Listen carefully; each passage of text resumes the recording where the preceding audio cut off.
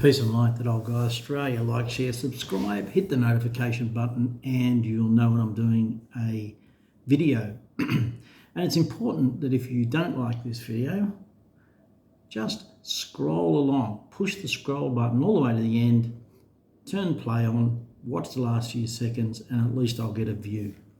Because if you don't watch it to the end, YouTube doesn't count it as a view. And I've just got to get the algorithms up a little, but I'm doing pretty good. Now, before I get into the review of the movie Sound of Freedom, I just want to say a couple of things. Thank you to everybody who's written to me. There's way too many people to even to go into. I can't reply to you all. I just simply cannot do it. I don't have the energy, and I certainly don't have the time. But you know who you are because you've written to me or rang me or sent me messages or even emails. So thank you very much to everybody. I had a bit of a health issue, had a blood infection. Pretty scary there for a while, but it's come good. And I'll show you another feet video in a few days of my brand new feet. Baby pink. Mixed bag of reviews there. But anyway, if you haven't seen it, I'm sorry, you won't know what I'm talking about. But anyway, yes, that went down a treat. Anyway. Well, some of you like watching Dr. Pimple Popper, so, you get millions of viewers, but anyway. So, look, Joe and I and friends went last night to see Sound of Freedom, the movie. And now, I'll just address a couple of issues with that before I get into the review again. And we've got this very small minority of people wanting to feel good about themselves and big note themselves, or whatever might be the case, by saying that the movies are simply an arm of the cabal, and Jim Caviezel's the one-eyed elite, and Mel Gibson's the one-eyed elite, and all this stuff. It's funded by a drug pusher.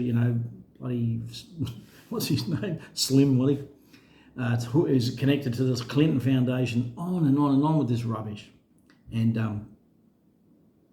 I'm like, wow, the North Vietnamese, when America needed an excuse to get rid of their weapons surplus because they had new technologies coming in the Vietnam War, and they had to get rid of their stockpile. And so they had to find a war somewhere to get rid of all that, hence the carpet bombing over through North Vietnam.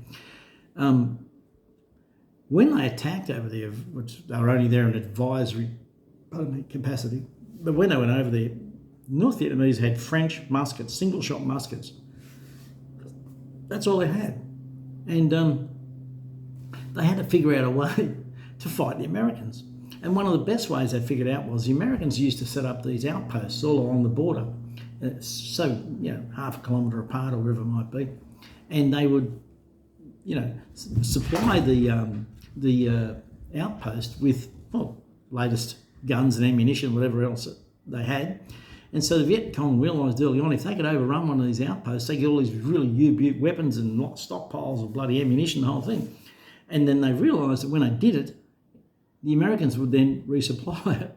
So they didn't sit there and go, well, these are American weapons, and we're not going to use them. We're going to stick to single-shot French muskets and sticks and stones and bamboo shoots. No. They picked up the weapons of their enemy and they used them against them. Sun Tzu, Art of War. It's a classic.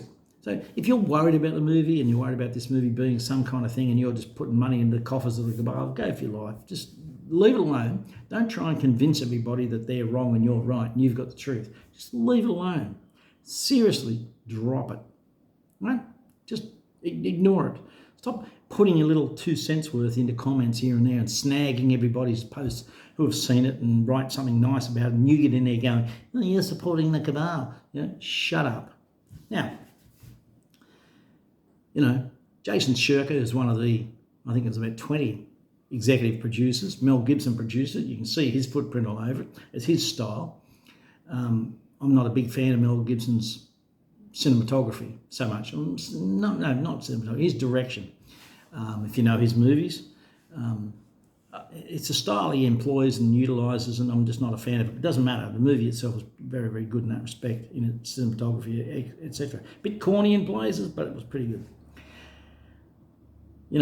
But the thing about it is, if you think that, as Roseanne Barr said, she's had 50,000 photos taken in her career, and in one of those shoots, one of them said, "I'll put your hand over your eye," and she said, "Why?" And she said, "Because everybody's doing it," so she did. And of course now people want to go, "Oh, she's part of the elite. Jim Caviezel's part of the elite. Mel Gibson's part of the elite." All this stuff, it goes on and on and on. And Jason Sherker addressed it about Slim, the guy who supposedly donated, $100, $500, whatever it was, to the movie. It wasn't $5 million. It wasn't anything like that. But the guy's got a myriad of companies where he puts his money through and launders it and whatever, and other companies. And the guy was just it wasn't even him. It was just a donor. So when the money came in from all these donors around the world, people were putting in Ma and Pa Kettle and everybody else.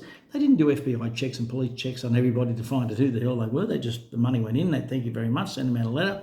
Appreciate it. And right at the very end of the movie, if you stay to after the credits, right at the very end of the credits for a few minutes, rolls a list of sponsors and donors, and it is thousands and thousands. And if you look carefully as it's going, you'll see lots of mums and dads and families. It's quite interesting. Now, the stars of the show is obviously Jim Caviezel, main Hollywood actor. I found his performance, as it was, a little wooden in places, but not a problem. I'm not a big fan of this everybody's got a whisper thing, but that seems to be the way of the movies in the last 20 years, and it annoys the crap out of me as well. Everybody's got to learn to whisper. What do you mean whisper, Owen? I don't know. I just can't seem to talk anymore. So I don't understand how that works. But there's some big stars in this movie, like Mira Sorvino and Manny Perez, Bill Camp. He plays the ex-trafficker. Bill Camp, to me, is the star of the show. And it's not just because of his chain smoking with cigars, which he put his own hole in the ozone layer with. It's not that Kurt Fuller's in there. He was in Ghostbusters and Wayne's World, those kinds of one. And Jessica Perriman. She was, if you've seen Narcos, you'd know Jessica Perriman. She's in there. So there's a cast of hundreds in these movies, not just Jim Caviezel did this movie and he's a bloody elite. And it's not that. There's so many people involved in this, right down to the guy making sandwiches. Cinematography, the dress, the stunts, you name it. There's so many. Thousands worldwide were involved in this movie. And it took 5 years to make, and 5 years ago they made it. And it's taken them 5 years to get it to the picture theatre. Now stop trying to say, well, it made billions of dollars. Well, good on. How were they supposed to know? They might have made 10 grand. And then what were you going to say? Well, you've donated 10 grand to the cabal. No, shut up. That's on us. We went and saw it. It's a tool. Let's just say, for argument's sake, you're right. Well, you know what it is? It's a tool. It's a weapon. I can use that. How can I use it? Well, what I can do is I can take people along who I know don't know anything about this kind of thing that's going on, and I can take them along with this movie, and they'll walk out of there choked up. It's a very emotional movie, very emotive, and we found at the end there was a lot of crying. You could hear people sobbing in the picture theatre, and at the very end, nobody moved. And when the credits rolled and finished, people started clapping.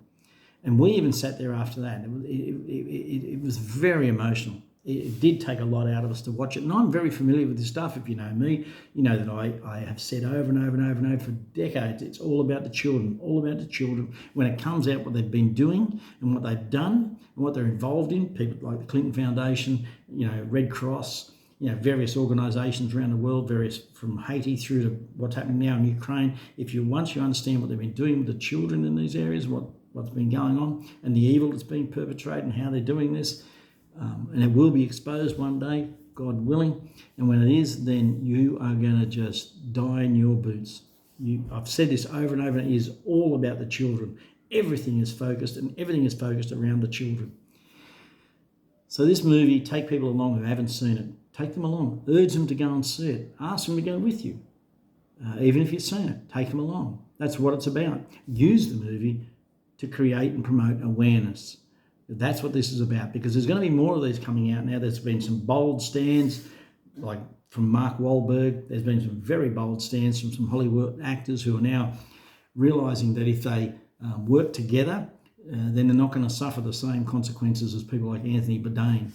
This is the whole point about this, is to get this awareness out there and make these people know that we're not going to back down. We are not going to back down.